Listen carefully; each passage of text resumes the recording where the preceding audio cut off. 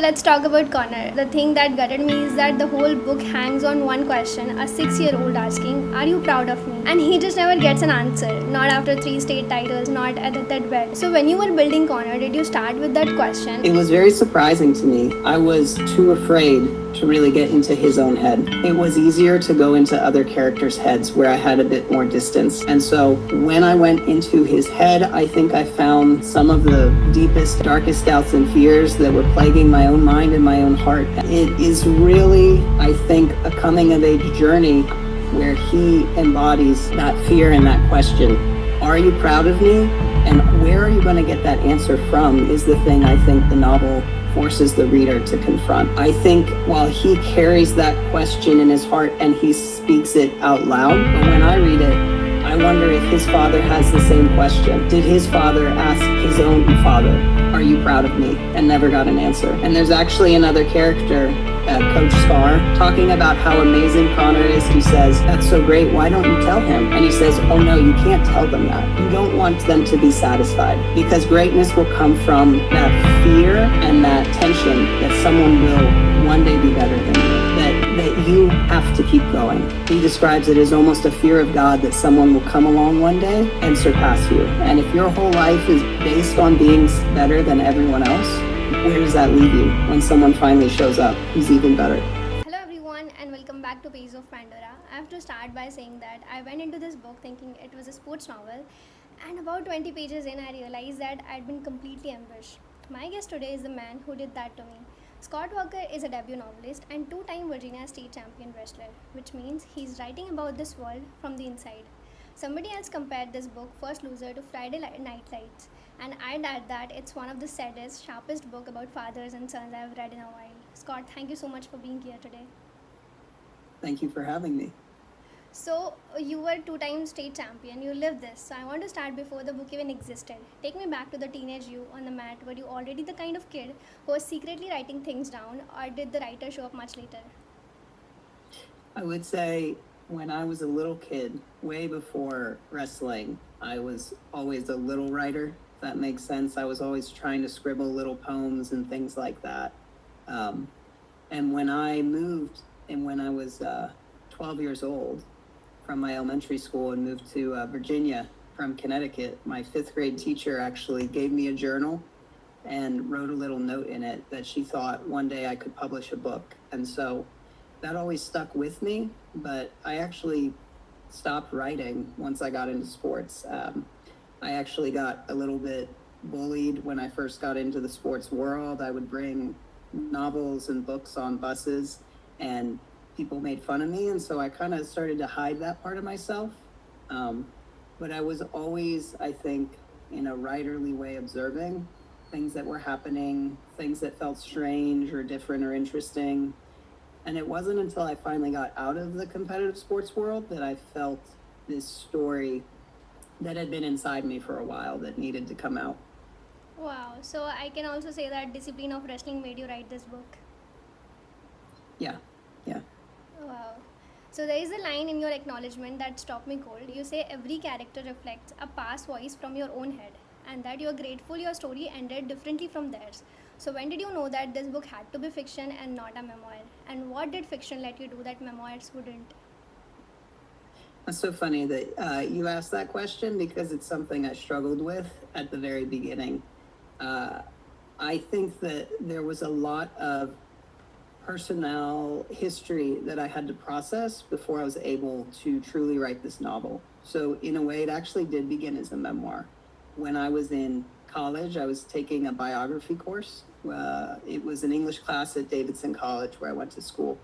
And we were assigned a 250-word autobiographical little reflection piece. 250 words or something like that about yourself, something in your life. And I ended up turning in a 5,000-word Wow. paper on wrestling. And so when I started writing this book back in 2019, it was, I don't know any way to say this other than it was really, really bad. It was very helpful for me to write, but it wasn't story. It wasn't about what really happened. It was plot. And a friend who went to film school, they told me something that sticks with me, that plot and story are not the same thing. Whereas something Flannery O'Connor, the famous American Southern author, once said in an interview, I wouldn't have written the book if I could have said it any shorter or any other way. And so while there were a lot of things that did happen in my life that informed this book, I wanted to write something that wasn't just about wrestling or something that a wrestler could identify with. I wanted it to be a story that touched people who've felt a sort of pressure and perfectionism that they place on themselves or that someone else places on them. Because I think it's a feeling that we all deal with. I happen to deal with it in the context of a sport that not a lot of people do. It's one of the last fighting sports in the United States that are in high schools. But it's really about trying to earn something from someone who isn't going to give it to you, and figuring out, yeah. Exactly. So it sounds like fiction gave you a shield. Memoir force you to be precise about facts, which can sometimes get in a way of deeper and emotional truth. So by letting go of exact reality, you were actually able to protect the people you love while being brutally honest about the ghost of the environment. Absolutely.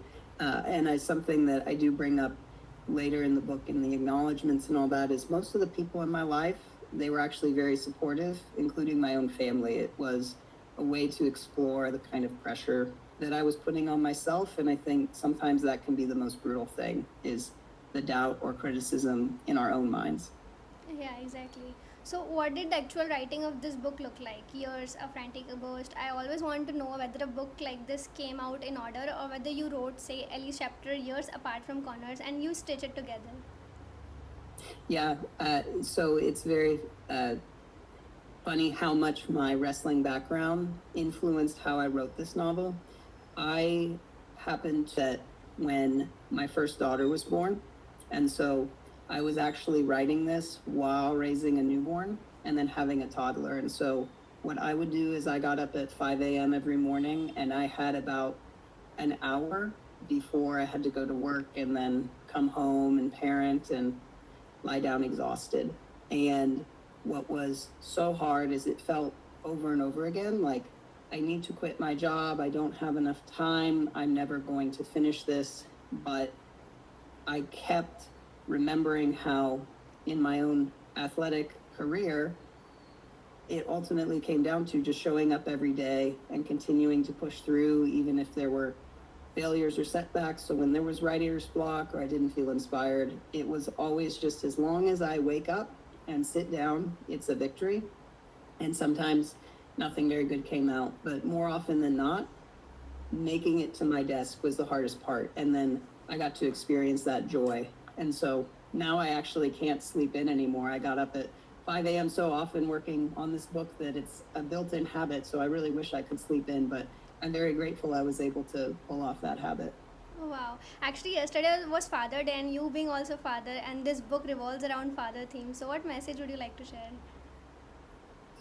Well, I think that an idea and actually a line in the novel, I don't know if it's explicitly stated in these exact words, but it's that pain which is not transformed is transferred. It's a line that I've heard in my own past. And I think something that was very important to me was to not just write a sports book about a teenager, but something that thinks through and processes legacy, lineage, how certain mindsets and sacrifices can affect your children, your spouse, your friends. And so they're characters that are adults, grandparents, men and women who go through things where, and so it's a lesson that I discovered more and more as I wrote this book that really does inform me as a parent and has redefined what success looks like in my own life.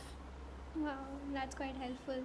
So, was there a moment where you almost quit on the book? And given that this is literally a novel about a kid who can't stop competing and a man who would rather die than be first loser, so did finishing it ever feel like its own kind of wrestling match with yourself? I always said that when I was actually competing and wrestling in the sport, I was always wrestling two people. There was the person on the mat and then the person in my own head. And it was a very, very challenging thing. And I would say that writing was the exact same thing. There were days where it felt like what I had written, there was no way to save it. That I had started a project that if I took the easy out and said, I'm just going to throw this away and start something new, that maybe I might end up with 5 unfinished books where I continuously said, no, it can't be done, it can't be done. And so I would say that when I finally got toward this finish line, I actually started to view it more as a starting line. That I was really just working toward having something that was finished to show myself that I really could accomplish this goal. And so I really had an overwhelming sense of peace, actually, when I finally got to publish it, and a huge sense of gratitude for the people who supported me through it, especially my wife. We called my sort of breakdown a quarterly crisis. Once about every 3 months, I would come to her and say, I just don't know what I'm doing. This isn't going to work. And so I think you also really do need to have someone in your life who can support you. Stephen King once said, writing a novel is like crossing an ocean in a bathtub. It's very arduous and very lonely. And I do think wrestling, again, overlaps with that whole journey, because you're out there on the mat by yourself. No one can come help you, but there is someone always sitting in the corner of the mat there for you. Someone always there for support. Wow, you have beautifully described it, and I think anyone who read this book will understand why you hit that wall. It takes a massive psychological toll to sit with this much weight day after day, and pushing through that feeling means you didn't just write this book, you really had to survive all of this trauma and everything. Yeah.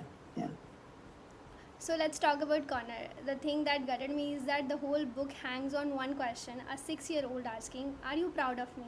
And he just never gets an answer, not after 3 state titles, not at that bed.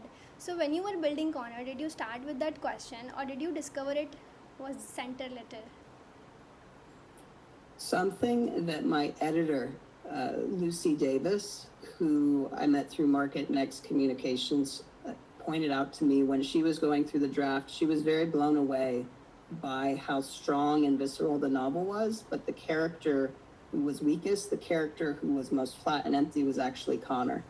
And it was very surprising to me, but it was ultimately because we realized I was too afraid to really get into his own head. It was easier to go into other characters' heads where I had a bit more distance. And she said, you don't have to, but if you felt ready, it could really change and enhance the novel. And so when I went into his head, I think I found some of the deepest down, darkest doubts and fears that were plaguing my own mind and my own heart. And so it is really, I think, a coming of age journey where he embodies that fear and that question. Are you proud of me? And where are you going to get that answer from is the thing I think the novel forces the reader to confront. Because I think while he carries that question in his heart and he speaks it out loud to his father, as you said, and he doesn't get the answer, even as the author, I'm not always sure, what does it mean what I've written? But when I read it, I wonder if his father has the same question. Did his father ask his own father, are you proud of me? And never got an answer. And there's actually another character, Coach Scar, who's his assistant coach, and he's speaking to his wife, Ellie, talking about how amazing Connor is. He thinks that he could be the greatest wrestler of all time. And she says, that's so great. Why don't you tell him? And he says, oh no, you can't tell them that. You don't want them to be satisfied, because greatness will come from that fear and that tension that someone will one day be better than you, that you have to keep going. He describes it as almost a fear of God that someone will come along one day and surpass you. And if your whole life is based on being better than everyone else, where does that leave you when someone finally shows up who's even better? Wow, I I just love this answer. And absolutely, that's what makes this so universally heartbreaking. It is like a tragic loop where the father thinks he's building a champion by withholding love, and the son keeps destroying himself to earn it. And you capture that unspoken contract between father and son so perfectly that it just completely breaks you at times when you read it. Yeah. So the scene where young Connor walks in to his parents and think his dad is hurting his mom. I had to put down the book that time. It's so disorienting on purpose. So be honest, how nervous were you writing that scene and what did you not want the reader to come away thinking after reading that part? I was extremely nervous writing that scene. It was very difficult even to write in the moment. And it comes in between the one chapter where we see him competing. And I wanted people to come away with a sense of how very visceral and how very brutal and honestly how very violent the sport can be. As I said, it is the last fighting sport that is available in high schools. There's the American style of wrestling, but there's also two other styles of wrestling that are very popular internationally. And it can be very difficult to express something that you can't tangibly see or feel in person. Wrestling presented some challenges writing the novel, but to describe to you something like a half Nelson or a bow and arrow cradle, you don't know in your mind what that means. Yeah. And so using his parents to express and show the pain and almost disturbing sense of violence as a parallel to what's happening on the mat for him in that moment was what I really wanted people to walk away with, the sense of how scary it can be deep down to be out there. And in a tongue-in-cheek way, I do tell people that wrestling is sort of like getting in a fight in front of your family and friends in your underwear. And that tends to make people smile. But it is true also in the scariest sense. Yeah, actually, I want to know one more thing about this. How much of this book is work of fiction and how much inspired by your real life? Like, if you have to rate.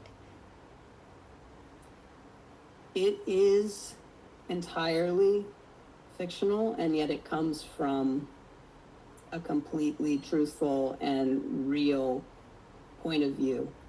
I think that it's not about, well, let me put it to you this way. You could tell someone what literally happened, and that will give them information. But I think that stories are meant to help people feel something. So a very good example could be if I told you, hypothetically, child, and they got pregnant, but the wife had a miscarriage. That's certainly very sad, and you can understand that very easily. But I would call that plot. That is maybe what really happened. But Ernest Hemingway, another old author that I studied, he was challenged by someone to write a story in, I believe, 6 words. And so he came up with for sale, baby shoes, never used.